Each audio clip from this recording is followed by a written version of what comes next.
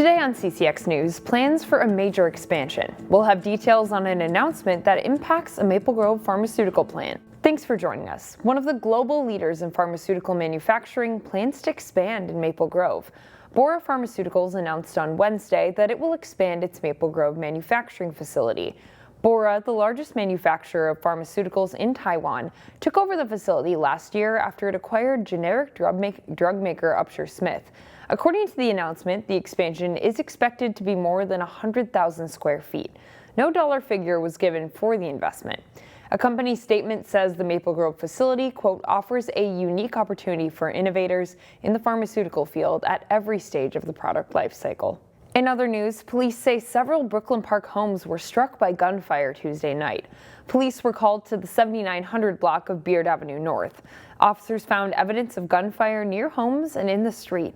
Police say whoever fired the shots was not located. Fortunately, police say no one was hurt. As we went to air Wednesday afternoon, the incident was still under investigation. A nationwide arrest warrant is out for a Brooklyn Center man accused of sexually assaulting women who were homeless. An arrest warrant is out for 54-year-old Corey Harwell. Investigators have linked Harwell through DNA evidence to at least 3 different sexual assault cases. Prosecutors charged Harwell in the most recent case with 1 count of third-degree criminal sexual conduct. As we went to air Wednesday, Harwell was not in police custody. Robbinsdale area schools are tweaking lunch prices to keep up with rising costs and taking steps to update its school meals policy.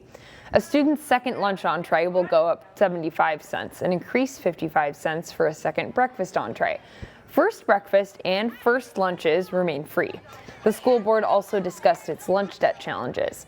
Finance officials say the lunch debt doesn't just apply to students. We have actually changed with staff members how we've allowed them to purchase a meal. We used to allow staff to go deficit, and believe it or not, we have a negative balance there. We still have staff that do owe on their meal prices. When factoring in students, the district's lunch debt is estimated to be in the $300,000 range. The school board is considering policy changes that require all a la carte and second meal purchases to be prepaid before meal service begins. The revision would put the district in alignment with state policies. Osseo area schools' summer meals program served 90,000 breakfasts and lunches last year. They took a variety of approaches to address summer hunger, but their latest one is the most fun. I share how the district is feeding kids in style with a food truck. When hunger strikes in the great outdoors, there are few better solutions than a food truck. Fun. It's different. I like it. Just be 1 second, okay? It's Sarah Goldsmith's first day in the Osseo area school's food truck. There you are. Over the lunch hour, her workflow is constant. This is just a fun way to be able to bring them a hot meal while they're in their park, so it's very cool. This truck is different from others in more ways than its snazzy new wrap. During the school year, our free and reduced percentage is probably in the high 50s. Director of Food and Nutrition Services Jeff Ansorge says it's addressing a hunger gap that's left when school isn't in session, and meals aren't guaranteed. When I look at summer, where are those kids getting their meals in the summer? They don't have the stability of school Monday through Friday during the school years. All right, there you are, hon. During the summer, its menu of hot meals are available to kids in the park free of charge. Chicken sandwich. It's a part of the federally funded summer meals program, found in parks throughout the district. Being at parks and seeing the kids, that's awesome. It's very cool. And the truck is novel. In collaboration with Second Harvest Heartland, How are you today? just started serving up meals at the end of July. Food trucks are fun, right? It brings excitement to the park, to the kids, and I think that's one of the things that we wanted to accomplish with our food trucks. An exciting solution to summer hunger. Everything you need is in the boat. Served up hot. The food truck is in a pilot program right now, but you'll get to see more of it next summer. In the meantime, summer meals are still available for kids in parks through August 14th. We'll share where you can find them at ccxmedia.org. Finally, this segment, a family in Crystal has turned their yard into a garden oasis. We've got one of the water features, and it's just a homemade waterfall with pond below it, and then a series of steps on the waterfall as the water drops down. Tony and Lisa Beckstrom have spent about 20 years building their garden in Crystal. Starting with a few hostas, it expanded to feature both perennial and annual flowers. Tony also built a number of water features and pergolas to keep the yard shady. When they ran out of room, they built a garden in the front yard, which brought along some surprise visitors. A lot of butterflies, a ton of big honeybees, and those big fuzzy ones out front that those species of flowers attracts. We'll leave you with a longer look at the Beckstrom's gardens.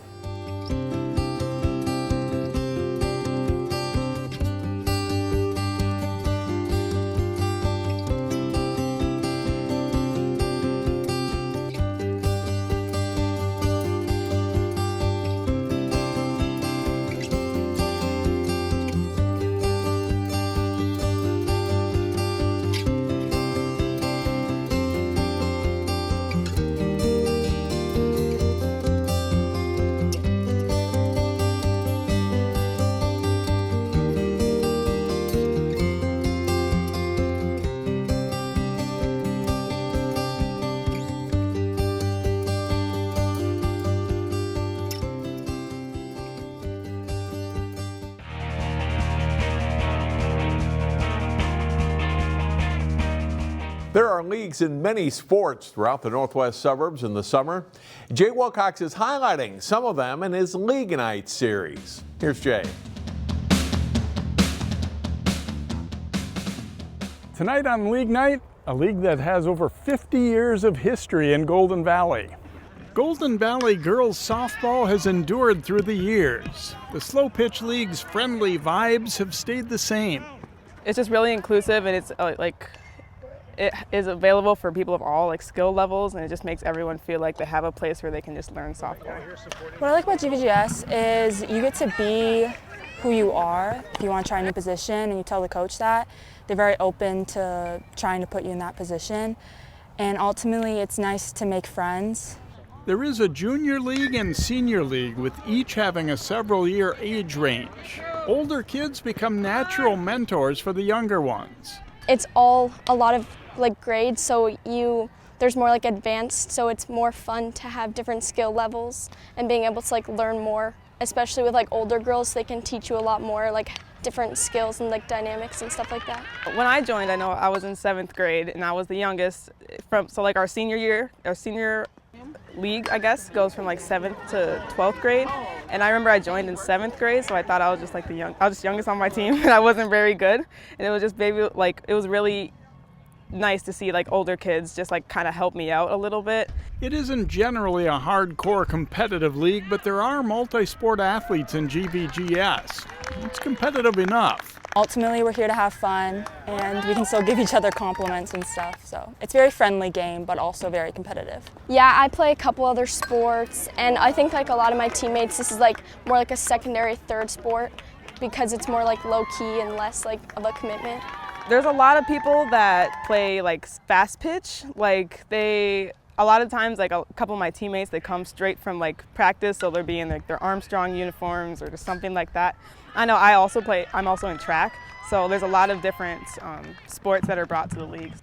The GVGS Summer League is in the books for 2025, but for the first time there's a fall league on offer and practices start soon.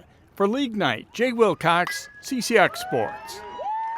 Using Ned rigs and jig worms for fishing is the subject of this week's CCX Fishing Tip. Here's Terry Tuma. I just had a question recently about what is the difference between a jig worm and a Ned rig. Well, a Ned rig with a Ned rig jig, which is sort of a flat half moon shape, is there your plastic is going to be about anywhere from 2.5 to maybe even 3 inches in length, and just a no subtle action, just a plain body, if you will. And then with your jig worms, these jig worms are going to be anywhere from usually 3.5, all the way up to 6 inches in length, and you're going to see the main body and then with some sort of a tail on them to provide more action.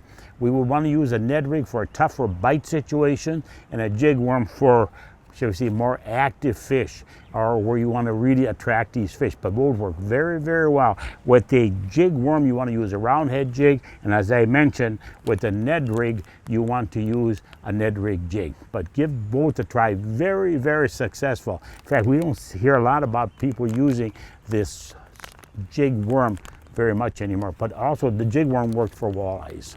CCX Media, your source for great local programming, is available on Amazon Fire TV, Apple TV, and Roku. Our free app allows you to stream all 3 of our channels live. You also have access to a large on-demand library, including full sporting events and daily newscasts. To find us, go to the store, search CCX, and download our free app. Then sit back and enjoy all of your favorite local content. The CCX Media app, available on Amazon Fire TV, Apple TV, and Roku. Find more prep sports games and highlights at ccxmedia.org and follow us on social media.